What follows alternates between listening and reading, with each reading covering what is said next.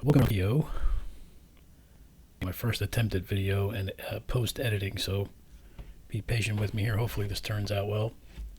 As you can see, badge says in the bottom right hand corner, we're going to attempt a restore on a Lesney Matchbox number 71 Ford heavy wreck truck, the SO oil truck. So I think I picked this up at an auction a while ago. She's definitely seen better days, but with some assistance, hopefully we can restore her to prior glory. I've actually done one of these already, and you'll see that one in this video as well. So I wanted to make an attempt at another one and actually do my first video. So there she is. And the first step, as you've probably seen in other videos, I'm actually going to link some other videos of some guys that do this, and you've probably already seen them. If you're here, you've probably already checked out those guys: Marty's Matchbox, Diecast Resurrection, those kind of guys. So first thing first is we're going to drill the base out, and what we want to do is just get that stem filed away. Basically they rolled those over. They weren't really rivets as so much as the post went through, and then they mushroomed it out.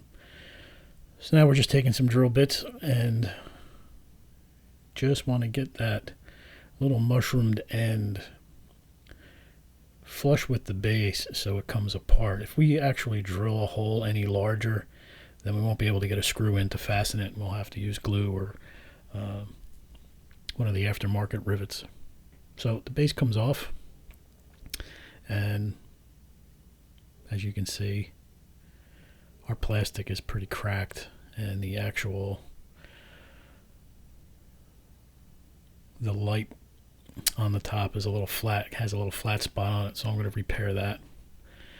And our hook is totally roached, so we're going to take the we'll take the what's remaining of the hook off. And before we do that, I'm just going to file the burrs off of the edge that I made with the drill bit when I removed the base. While you're in there, it's always better to take a few extra seconds and just do this kind of stuff. It makes your life easier when you're going back for assembly. So here's our remainder of the hook coming off. And we're going to put everything together and get started. So I've already used my punch to punch a dimple in the post, and now with my cordless screwdriver, I'm going to just take a 1/16 drill bit and start removing material from the post. So then we can go in and tap it with a 256 tap. I prefer to use this. This is a Black & Decker power screwdriver or cordless screwdriver. Only has one speed, and it is not. It's not a very fast speed, so it's controllable. It feels good in your hand, and less room for error. I don't like using a regular drill or variable speed drill for this. So you can see the material's been coming out. It's always good to tap out your post and make sure any material that's in there doesn't stay in there. You want to make it as easy as possible once you start tapping, and any material that's in there is just going to hose up your progress. So we'll continue to drill this out, and I'm sure you've seen many other guys do this. There's no real big trick to this. Everybody kind of does it their own way, but basically the same process. And get you a little close-up of what that looks like inside the post when all the material is out. So hole is pretty clear and at the right depth. And we'll do a little cleanup because we don't want metal shavings stabbing us in the arms while we're working.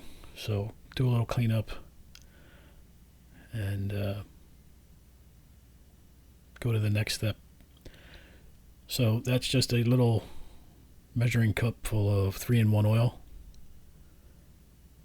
And there's our 256 tap with a handle. So we'll just dip the end of the tap in the oil, and we're going to get some oil, at least one drop of oil inside the hole we just drilled in the post.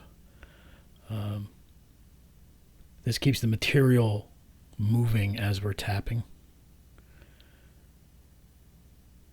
And I find it easy to tap just with one of these screw type bits, or handles actually. The T handles, I don't get quite enough the right leverage and balance. So as I'm turning this, you can see some material already filing itself out through the top of the bit. Now we'll just back it out. We're going to make sure we're going to clean off our tap as we go, and we're also going to try and remove material. So we'll give the casting a little tap, and you can see a little bit of the metal shavings that just flopped out of there by tapping it. Again, you don't want to go for it in one tap session. So just repeat this process as is necessary, and your hole will be nice and clear and ready for a screw. So I think this is where I'm going next. I'm actually getting out one of my 1/8 inch 256 screws. I happen to really prefer the Phillips head variety of these screws rather than the hex head. And they do make them, so you can find them on Amazon. I'll probably put a link to that in this video at the bottom. As you can see, screw fits in nice and flush. And we're going to go ahead and take that screw out and move right along to the next step. We're going to get all our pieces in a little tray. This way everything's nice and compact and in its spot. This way it's easy to get to. Organization is a big deal, especially when you're working some of these that have small parts. So there's our cab, our screw, our windshield, our decals. I've actually made those decals myself. Those are water slide. And next step is we're going to get those wheels off.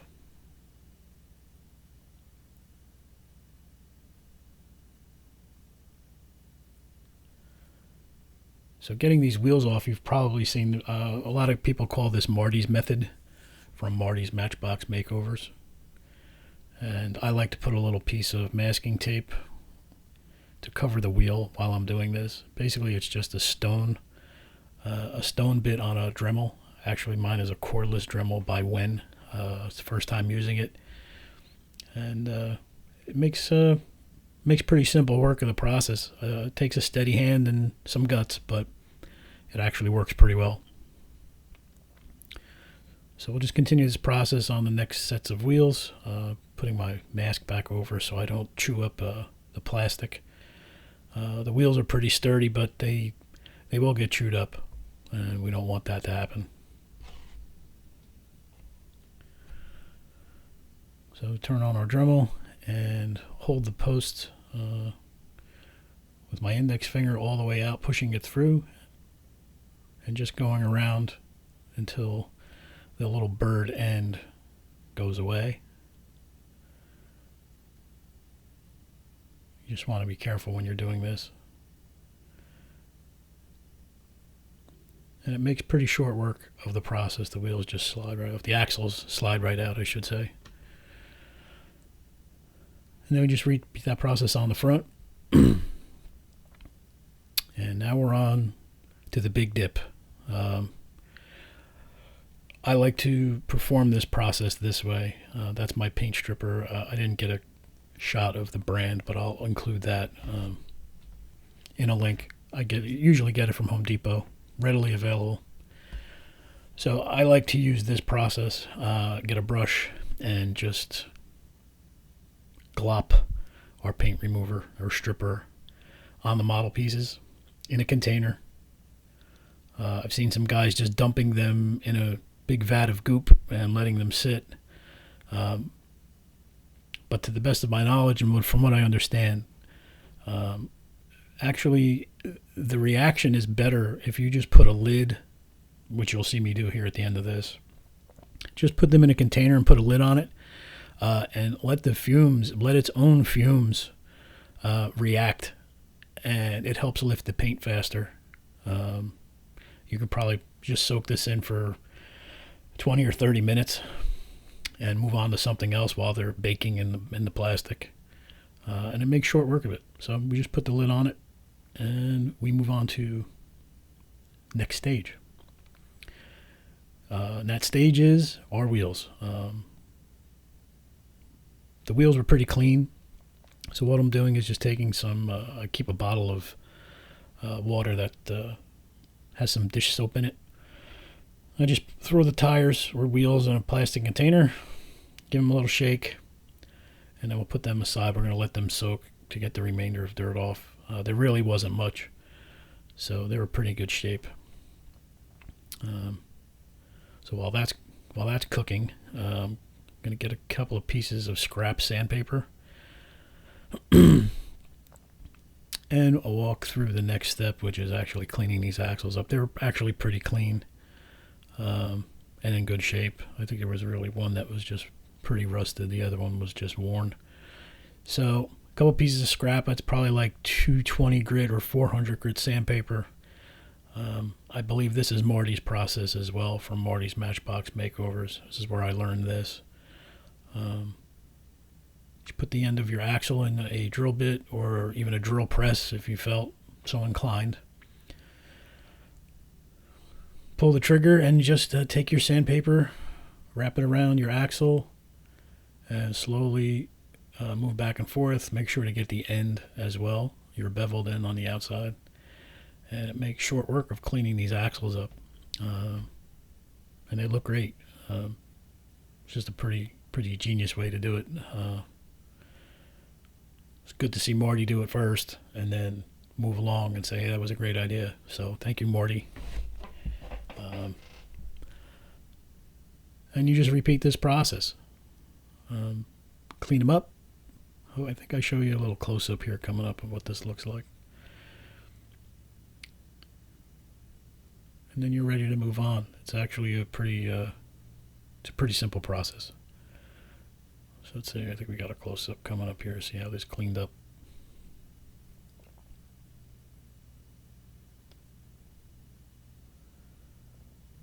And as you can see, it's a pretty clean process. Almost like brand new.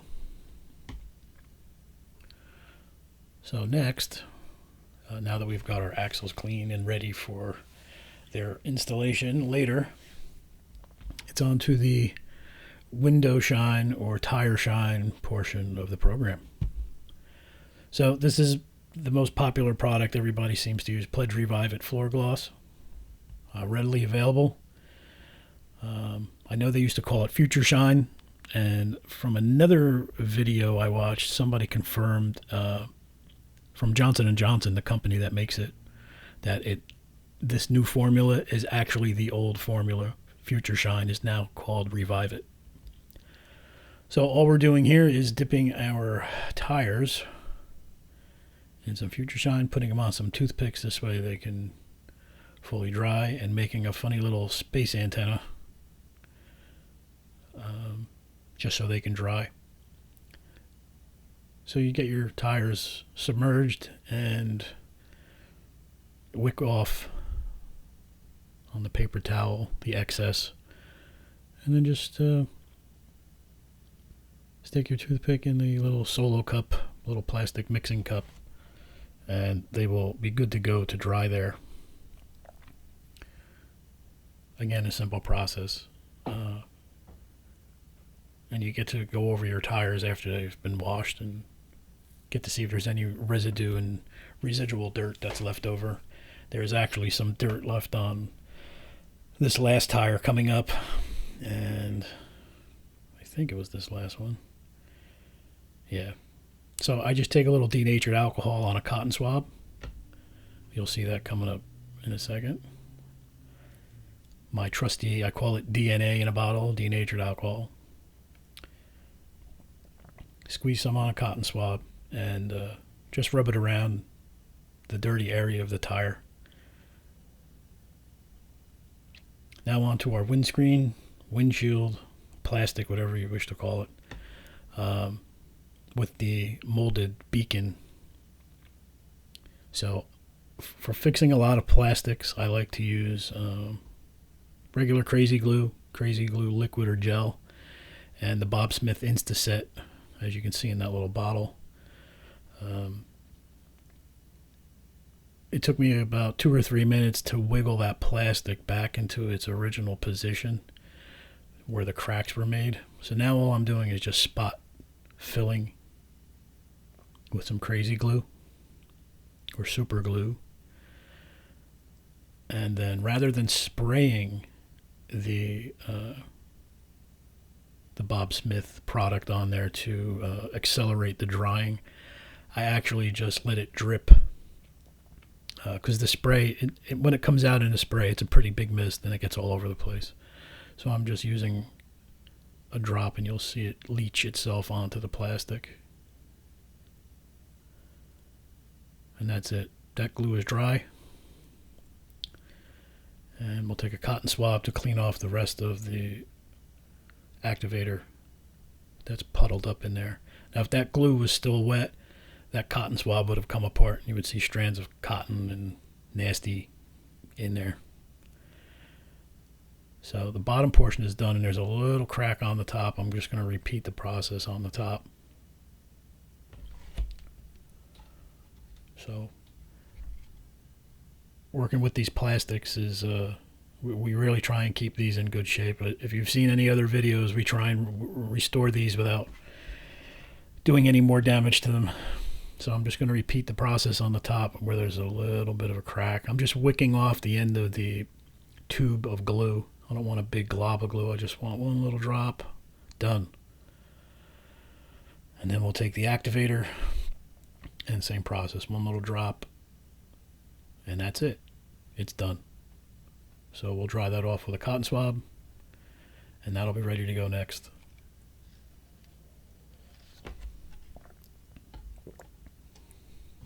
Pretty simple. Never rush anything. Next process for this plastic is sanding. Now what you see in my hand is what they call a fret eraser. Now, I do guitar work and repairs as well. So a fret eraser is part of a job when you're doing a fret job on a guitar. And that comes in a myriad of styles from Stuart McDonald. There's other companies that make it, but Stuart McDonald is the probably the top luthier tool supplier. So that fret eraser is a 4000 grit, and as you can see there's that groove that's in that eraser, and that's from doing fret work. So basically I'm shining and polishing frets using that end, and I found that it works really well for sanding plastic because it is 4000 grit, it's sturdy, and you don't have to apply a lot of pressure. What you see me doing, because I've sped up the portion of the video here, it looks like I'm putting a lot of force on this plastic, but I'm really not.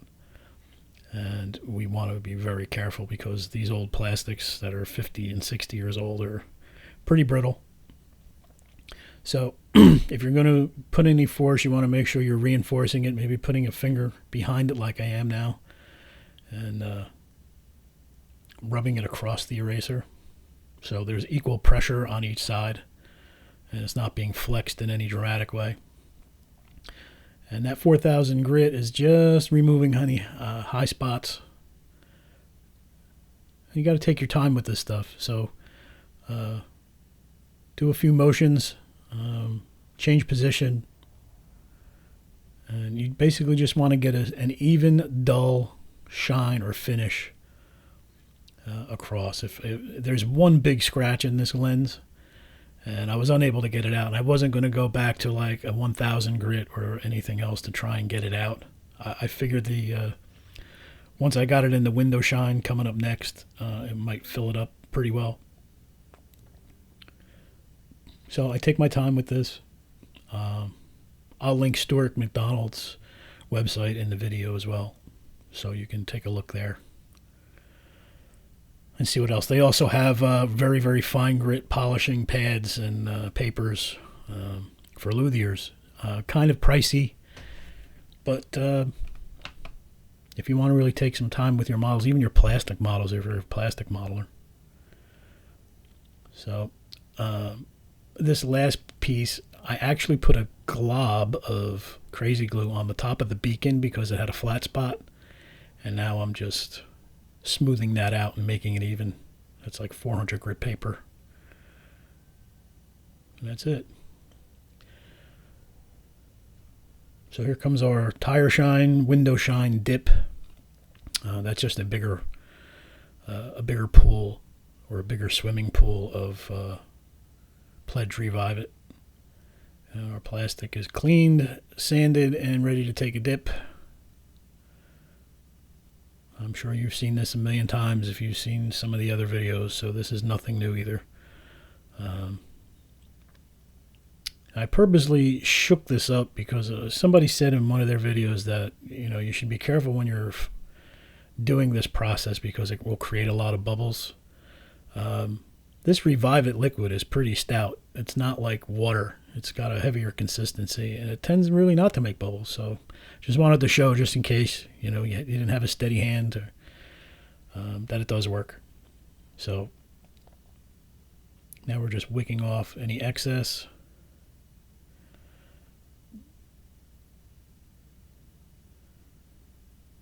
And you can already see how great that looks. And now we'll do the cover trick. Again, I believe this was one of Marty's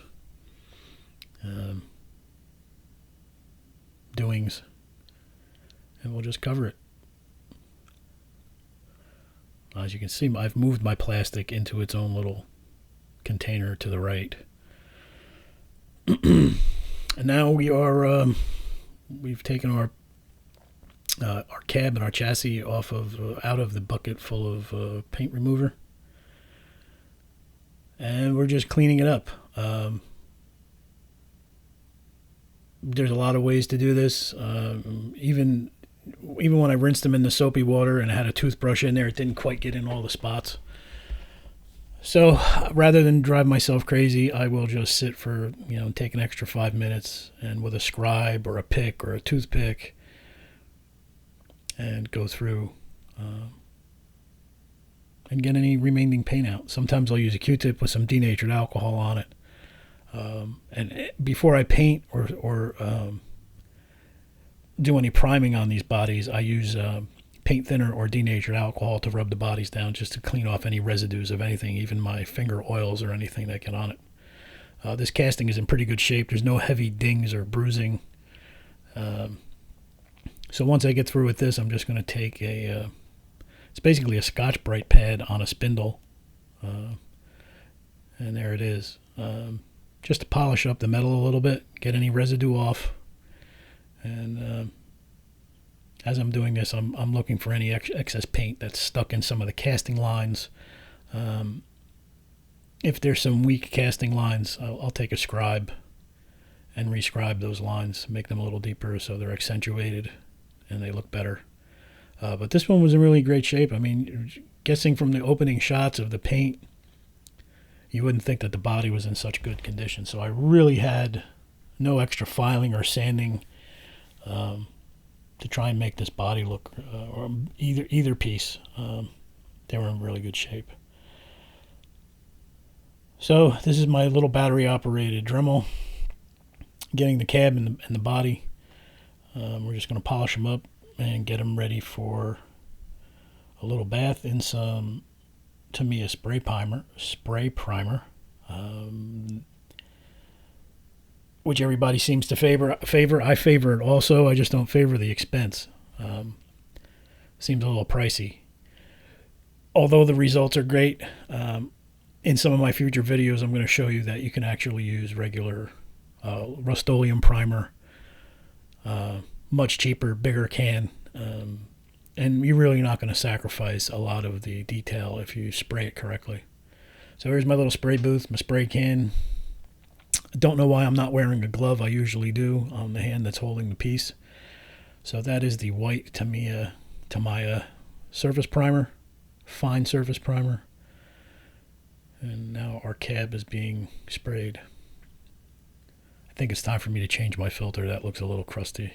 But this is the first piece I've done since the end of this past winter. So the whole summer I've taken off. I have not done any Diecast Resurrection at all.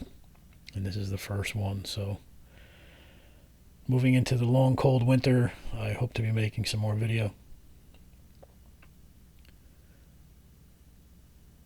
So priming is done, and I've chosen just plain Rust-Oleum red. And I did it on the previous one that I restored last winter, and it matched pretty well with the original red. So I figured to save myself some time, I would do this again rather than match it with any acrylic paint and using my spray gun. Just to show you that you can use these paints. It's pretty close. It's a pretty close match. And it's enamel paint, so you do not have to spray gloss over it. It's pretty much one shot done. Just let it dry and gas off. And this is Rust-Oleum paint and primer. Just gloss white. Kind of hard to shoot white over white primer. I should have used gray primer, but I didn't have any. So the gloss white covers pretty well. It dries super nice. It has a nice sheen on it. And I kind of ruined it for you. This is the finished piece is there. The wheels I put on using Marty's method. If you've seen any of his videos on how he mushrooms the ends of the axles, that's exactly how I've done it. And I'm glad I didn't show it because I think he should get credit for it. So if you don't know what I mean, go to the link to Marty's Matchbox makeovers in the bottom comments of the video and check it out because he does some great stuff. I'm a big fan. So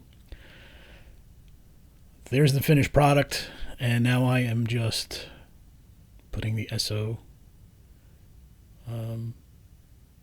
decals on. Now, if you had done this with acrylic paint, you would have had to put a semi-gloss or a satin finish over the top of it to seal the paint before you put the water, the decals, and let the water touch the paint. It could very well dismiss or dislodge some of the paint. So that was another method to my madness by using the Rust-Oleum paint. It's already glossed and it's done. And now all I have to do is just wet the side of my vehicle, get my tweezers, and I will show you how I separate these first. So once they get wet enough to move, I just slide the decal off of the paper a little bit and then grab the paper with my tweezer. And now I'm able to just lay the tweezer down against the body, hold the decal down, and then pull the paper out. This one did give me a little bit of trouble. You'll see me maneuvering it and how it kind of freaked out a little bit. It was a little touchy, but I added some more water. It wasn't in the right position, so we wetted it again, and I moved it too much. You'll see that coming up. And I had to fight just a little bit with this. Yep, there you go. So we fought a little bit, but you have to be patient. And you don't want to overly rub, even though you've put the Bonder spray over your homemade decals if you make them yourself. You want to be pretty gentle with this. So now I just wick off the water. And I've already, this is the second side. So the first side I've already wicked off the water and let it dry a little bit, and then used some of the microsol solution to set it for a final set. And now this is the second side. And when I use the microsol, I like to wick that off on paper towel or something as well. I don't want it too wet. I just want enough on the brush so that decal will soften up a little bit and then make its final, it'll stick.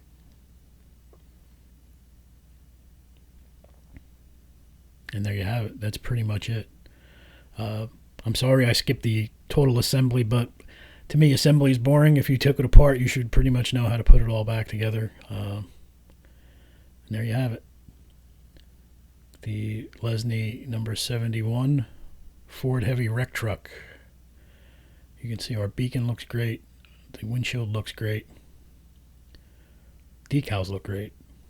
Overall, success. And one of my favorite castings from Lesney. So here it is on my makeshift turntable. I don't have a fancy battery operated one, so this is man powered or finger powered. And in the background you can see the first one I did, just for color representation really. And here she is.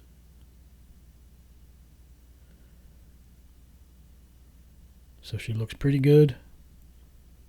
Again, one of my favorite castings. I love these trucks. I have several more that I'll probably end up doing and giving away as gifts, or maybe in giveaways coming up. I have some plans for the channel coming up. I also do photography and guitar work, so you won't just see diecast toys on this channel, although it might be the bulk of what goes on here. So thank you very much for watching my first video. Hopefully there'll be many more. Don't forget to subscribe, and we'll see you in the next one.